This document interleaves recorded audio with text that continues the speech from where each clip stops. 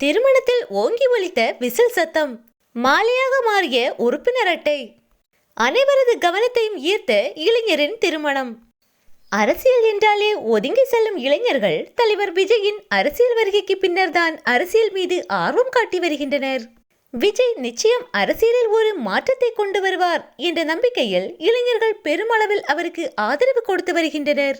2026 சட்டமன்ற தேர்தலில் தலைவர் விஜயை முதலமைச்சராக்க வேண்டும் என்று ஓயாது உழைத்து வருகின்றனர். இந்நிலையில் தலைவர் விஜயின் தமிழக வெற்றி கழகத்திற்கு தேர்தல் ஆணையம் விசில் சின்னத்தை ஒதுக்கியுள்ளது. தற்போது இளைஞர்கள் விசில் சின்னத்தை மக்களிடம் கொண்டு சேர்க்கும் பணியில் ஈடுபட்டுள்ளனர்.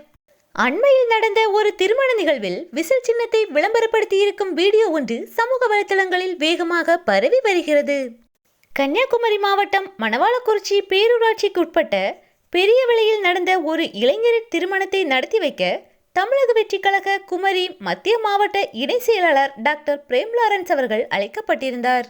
அவர் திருமணத்தில் வந்து கலந்து கொண்டு மணமக்களை வாழ்த்தியதோடு தமிழக வெற்றி கழக சின்னமான விசிலையும் கொடியையும் பரிசாக வழங்கினார்.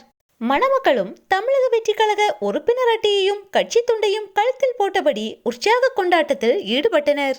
தற்போது இந்த வீடியோ சமூக வலைதளங்களில் வைரலாகி வருகிறது.